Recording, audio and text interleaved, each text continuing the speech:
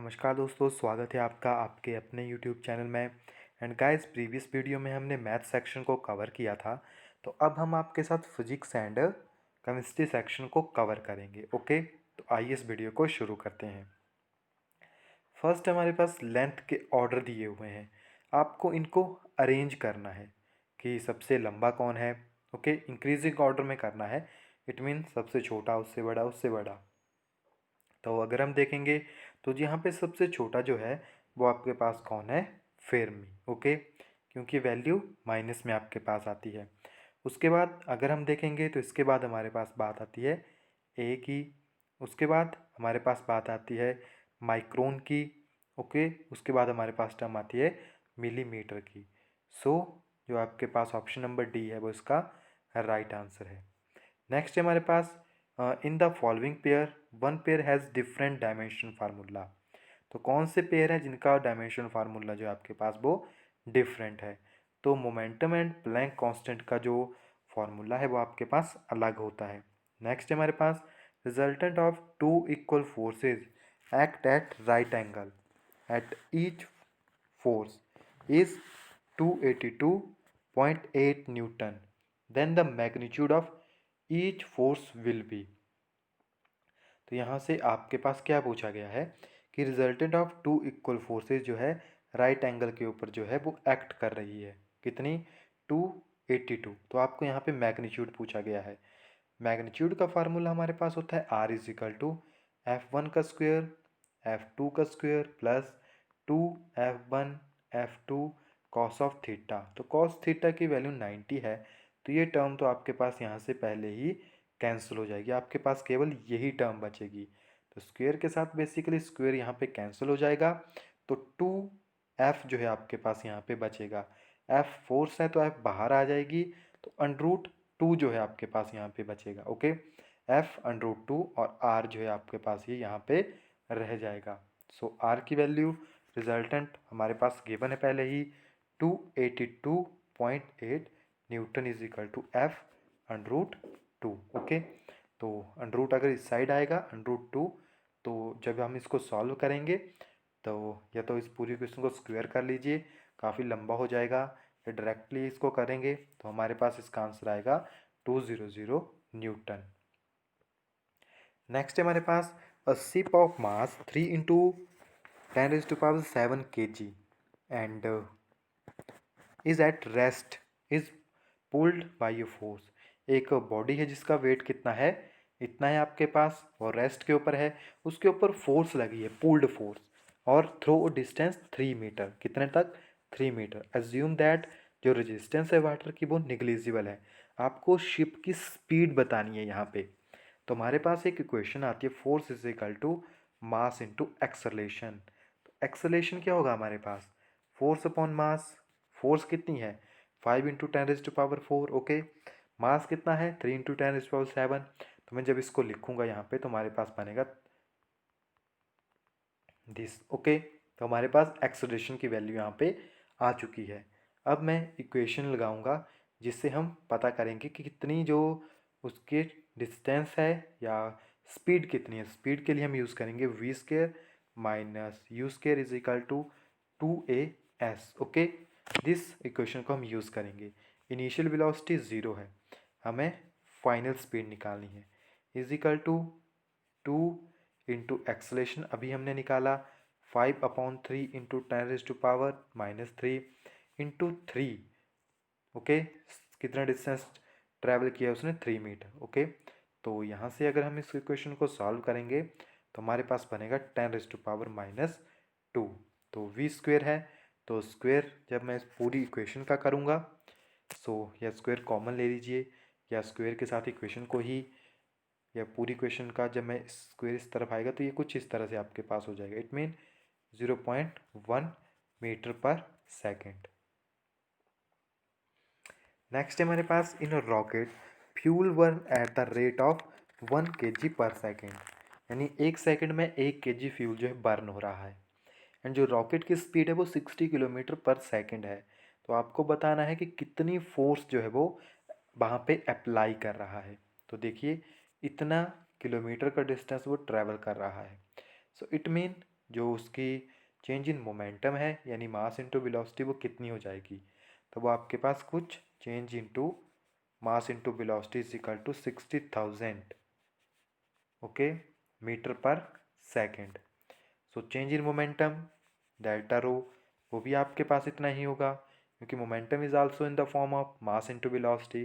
So this will be equal to force कितनी होगी, कितना वहाँ पे मोमेंटम चेंज हो रहा है यानी change in momentum with respect to time. Okay, इस तरह से हम फोर्स को एक्सप्लेन कर सकते हैं। तो ये भी हमारे पास एक टर्म होती है।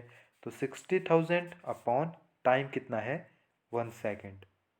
ओके, 1 सेकेंड में क्योंकि केजी पर सेकेंड है, सो जब इसको डिवाइड करेंगे तो आपके पास यही आंसर बनेगा 60,000 न्यूटन।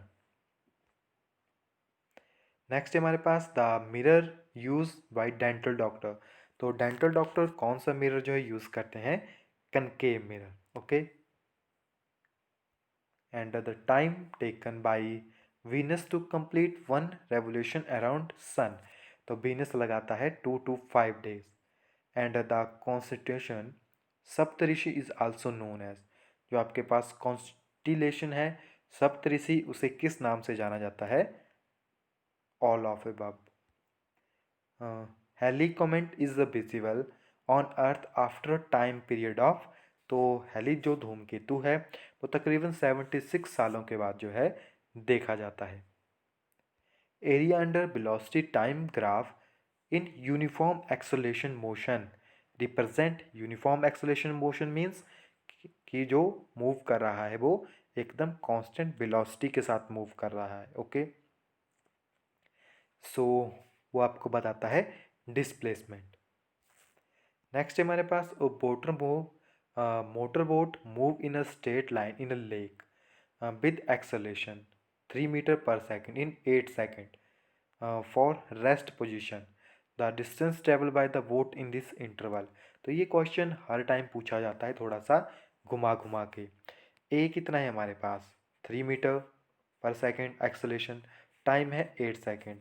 हम यूज़ करते हैं s is equal to u t plus half a t square. Okay, u की वैल्यू 0 है इनिशियल की, तो ये वैल्यू यहाँ से चली जाएगी। और जो आपके पास ए की वैल्यू वो कितनी है 3 है आपके पास। ओके, 3 इंटू और जो टाइम है आपके पास वो कितना है 8 इंटू 8। ओके, तो अगर हम इस इक्वेशन को सॉल्व करेंगे तो हमारे पास क्या बनेगा, तो यहाँ पे अगर देखें तो ये कैंसिल हो जाएगा यहाँ से 4। So 8 into 4 and into 3 this will be equal to 96 metre. Okay, so 96 is the right answer. Next है हमारे पास the weight of a body at the surface of the moon to that on approximately या earth is approximately. तो हमें पता है 1/6 तो है वहाँ पे ग्रेविटी आपके पास हो जाती है। तो अगर ग्रेविटी डाउन हो रही है इट मीन वहाँ पे कुछ ना कुछ इफेक्ट पड़ेगा। तो अगर हम नॉर्मल टर्म में बात करें तो वो 60th के बराबर हो जाता है। सो अगर पॉइंट की बात करें तो 0.16 टाइम। और 60 watt bulb is use for 6 hour daily. एक बल्ब है जो कि डेली यूज़ होता है 60 वाट का 6 आवर के लिए। तो हमें बताना है कितनी एनर्जी जो है वो एक दिन में कंज्यूम करता है। तो हमारे पास जो एनर्जी का फार्मूला वो है पावर इनटू टाइम। पावर यहाँ पे कितनी है 60 वाट। 60 वाट को हमें कन्वर्ट करना पड़ेगा किलो वाट में। किलो वाट में कन्वर्ट करूँगा तो 0.06 किलो वाट। ओके, टाइम अभी हम अगर सेकंड में यूज़ करते, सॉरी अगर मैं आवर में यूज़ करता तो मैं इस टर्म में इसको यूज़ करूँगा। ओके, 360, बट मैं इसको किलोवाट में यूज़ कर रहा हूँ। सॉरी, तो मैं इसको यहाँ पे 60 जो आवर है उसी में कन्वर्ट करूँगा। ओके, सॉरी नॉट आवर, 60 में ही इसको हम यूज़ करेंगे। So this will be equal to 0.36 kilo watt hour. Okay, and इसको थोड़ा सा यूनिट में कन्वर्ट करेंगे तो 0.36 kilo watt hour is equal to 0.36 unit. Next है हमारे पास साउंड वेव्स आर। तो साउंड वेव आपके पास क्या होती है, इसको हम पोलराइज या आपके पास पोलराइज नहीं होती है। तो ये सेम तो आपके पास हो नहीं सकती, क्योंकि ट्रांसवर्सल एंड लॉन्गिट्यूडनल वेव जो है आपके पास अलग अलग टाइप की होती है। सो साउंड वेव जो है हमारे पास लॉन्गिट्यूडनल वेव होती है। नेक्स्ट हमारे पास of the following the best conductor of electricity is. तो बेस्ट कंडक्टर कौन है हमारे पास यहाँ पे? तो हमारे पास जो बेस्ट कंडक्टर है वो है हमारे पास silver. Okay, silver best conductor है। नेक्स्ट हमारे पास the energy equivalent to the mass of 1 gram. तो 1 ग्राम के लिए एनर्जी इक्विवेलेंट होता है 9 × 10⁻⁻13 जूल।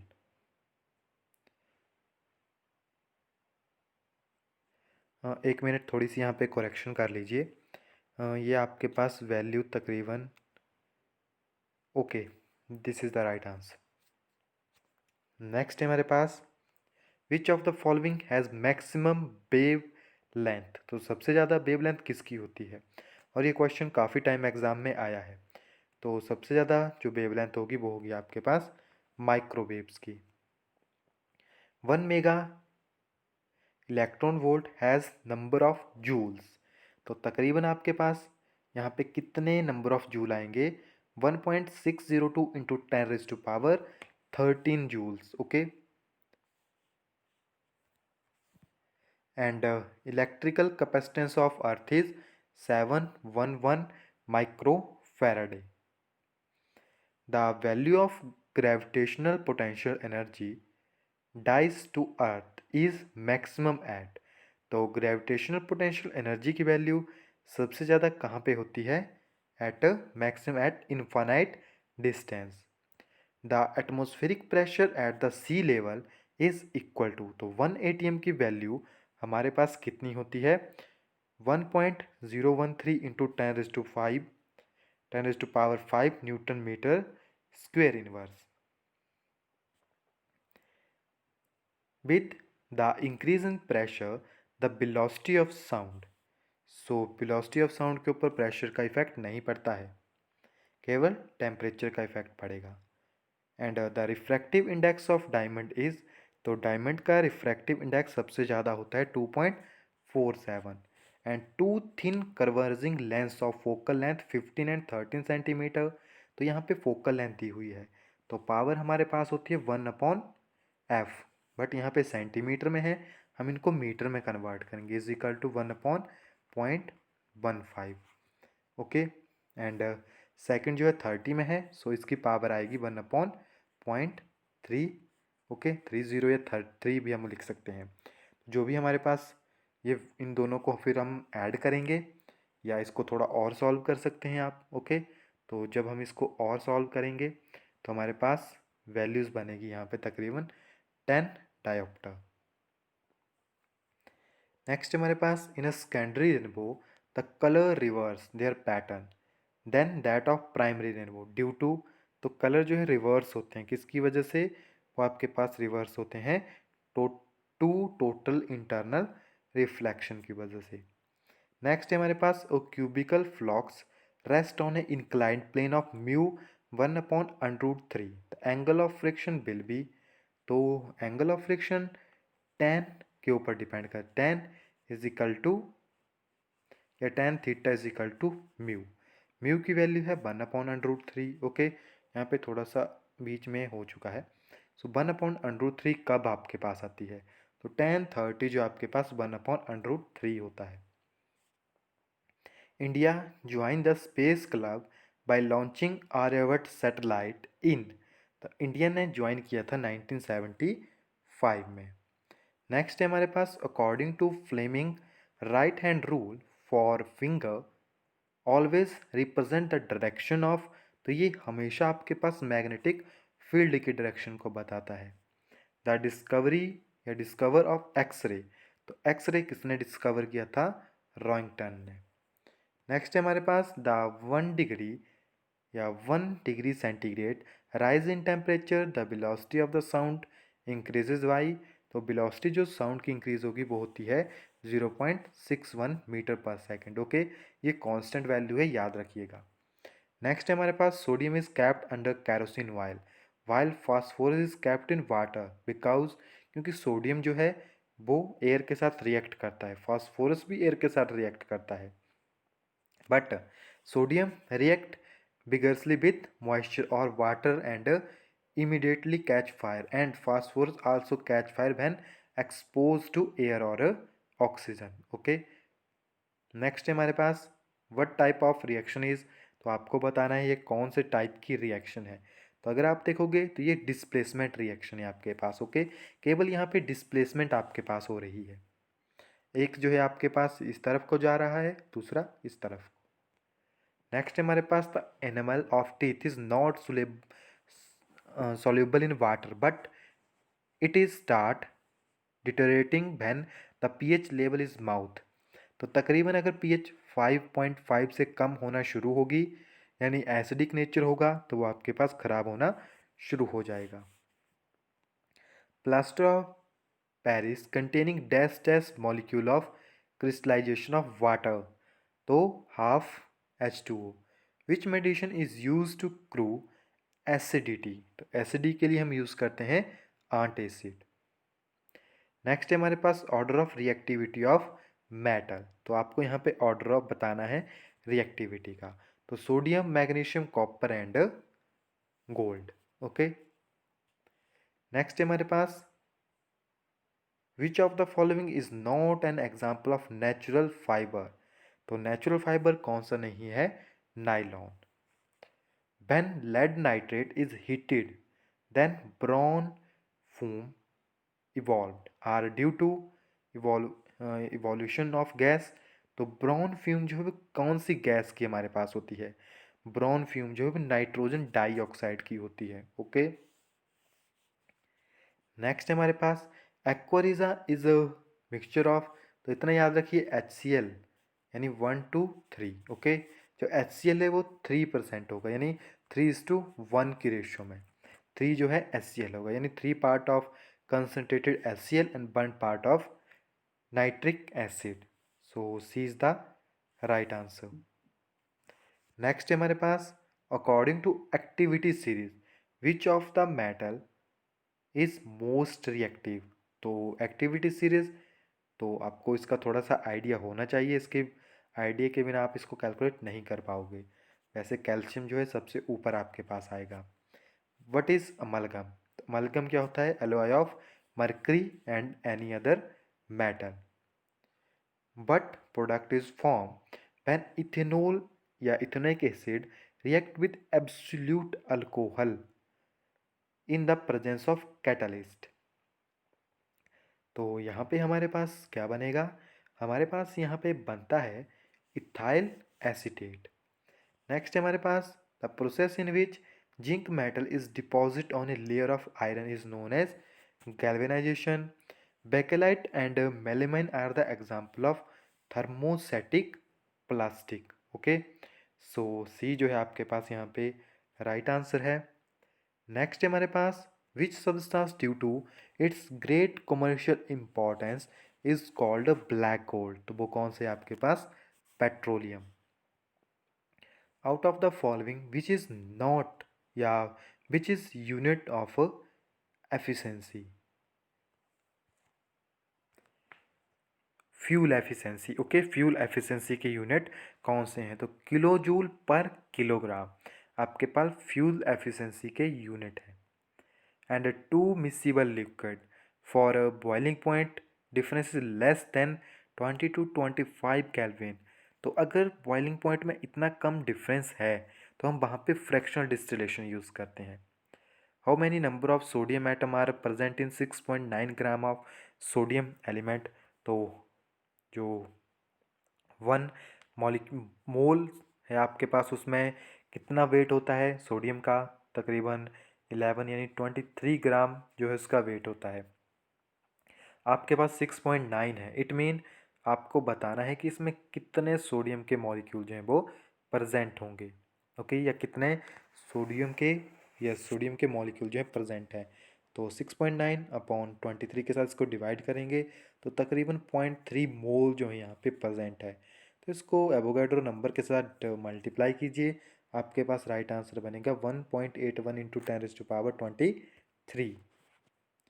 नेक्स्ट है हमारे पास plasma which is consider fourth stage of matter it contain. तो plasma it means particle are super energetic and super excited and are in the form of ionized gases. Which of the following solution will show Tyndall effect? तो Tyndall effect colloidal show कर देगा आपके पास। Okay, सिर्फ true solution जो है वो show नहीं करता है। तो अगर आप देखोगे तो जो मिल्क सॉल्यूशन है वो आपके पास शो कर देगा। Which of the following compound nowadays a mixed with petrol and use as a cleaner fuel. तो क्लीनर फ्यूल में हम यूज़ करते हैं इथेनॉल को।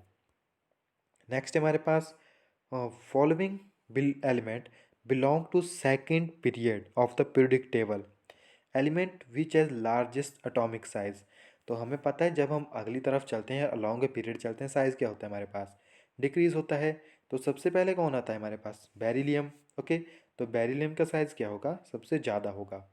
The maximum number of electron in an energy shell of an orbital can predicted by the formula. तो maximum number of electron पूछे गए हैं। ओके, तो इलेक्ट्रॉन कैसे हम निकालते हैं, इलेक्ट्रॉन निकालते हैं 2x स्क्वायर करके। Rutherford alpha particle scatter experiment was responsible for discovery of. तो क्या डिस्कवरी की थी उन्होंने, उन्होंने एटॉमिक न्यूक्लियस डिस्कवर किया था।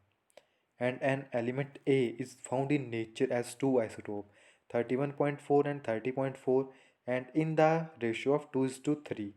तो आपको इसका एवरेज एटॉमिक मास बताना है। थोड़ा लंबी कैलकुलेशन है, तो इसको हम जब थ्योरी करेंगे उसमें आपके साथ डिस्कस करेंगे। What is the chemical formula of bleaching powder? CaOCl2.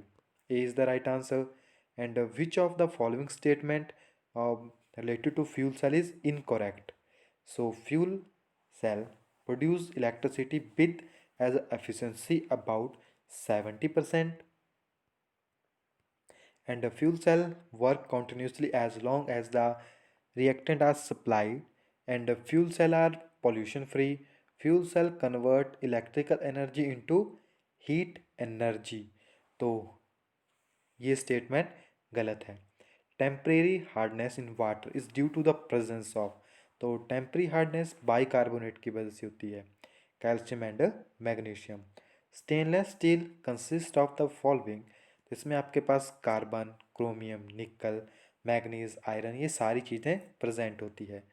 When a farmer utilise slake lime instead of fertiliser in soil.